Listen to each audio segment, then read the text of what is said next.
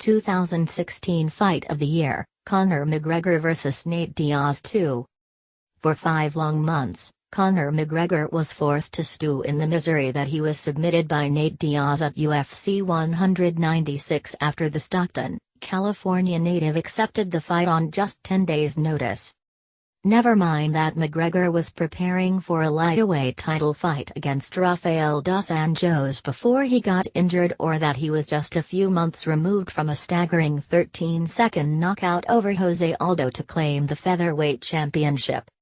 McGregor lost, and beating Diaz in a rematch was the only thing that would satiate his thirst for vengeance.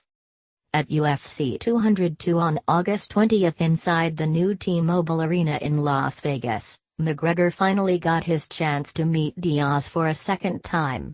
The days leading up to the fight had been as chaotic as any bout in UFC history, especially after a volatile press conference erupted into mayhem after McGregor and Diaz started launching water bottles and cans at each other.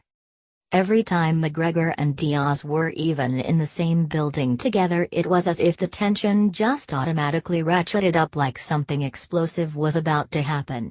Finally, after months of build-up, just past midnight East Coast time, McGregor and Diaz stepped into the octagon together.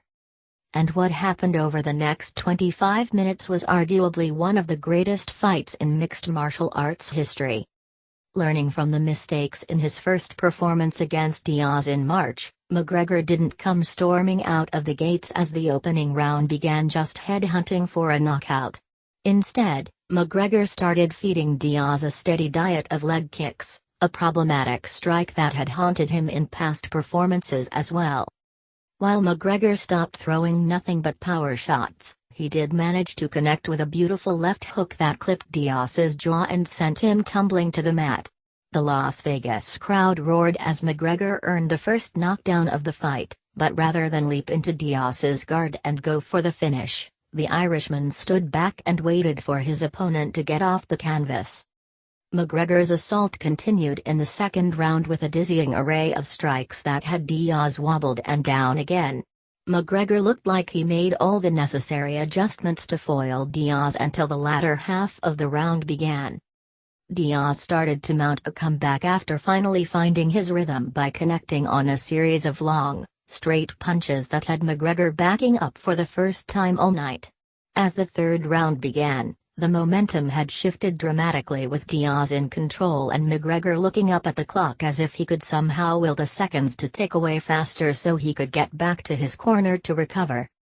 Diaz refused to allow McGregor a moment to breathe as he poured on the punishment, trapping him against the cage and absolutely battering the featherweight champion with punches. For a moment it appeared that the referee might look to stop the fight, but the horn sounded and McGregor was able to lumber back to his corner. At this point in the fight, it appeared that Diaz was about to win a second straight fight with McGregor and crush the hype surrounding the biggest superstar in UFC history. In the corner, McGregor slumped over to catch his breath while his coach John Kavanagh gave him advice. The mannerisms from McGregor in the corner certainly didn't look like those from a fighter about to stage a comeback, but that's exactly what happened. In the fourth round, McGregor dug deep and started putting together his combinations again, just like those that knocked Diaz down earlier in the fight. McGregor started landing more regularly, and with each punch that stung Diaz, his skin started to split apart and blood began trickling down his face. It was a miraculous performance after McGregor was seemingly on the brink of being finished just 5 minutes earlier, but he dug down deep to outstrike and outfight Diaz in the very next round. As it turns out, McGregor needed that performance in the fourth because the pendulum swung back towards Diaz in the final round. This time it was Diaz who started landing shots at will, while McGregor could only hold on to hope that he would reach the final bell. Diaz had to know he was probably down on the scorecard, so he threw everything he had at McGregor in a series of blows that had the featherweight champion on rubber legs. The back and forth battle finally ended with Diaz landing a late takedown with a few more punches on the ground before the horn sounded that signified the end of the fight.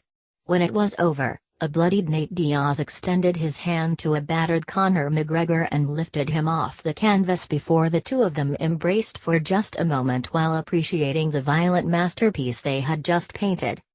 When the scorecards came back, McGregor had earned a majority decision victory over Diaz, which gave him the satisfaction that he needed following the embarrassing defeat he suffered earlier in the year.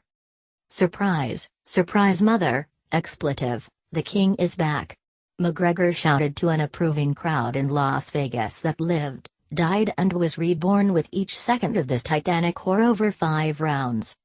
The greatest rivalries in sports history are usually accompanied by the most memorable games. Ohio State will always rise up for a fight against Michigan, but the rivalry is accentuated when they engage in a double overtime dogfight like the one that just took place this past November.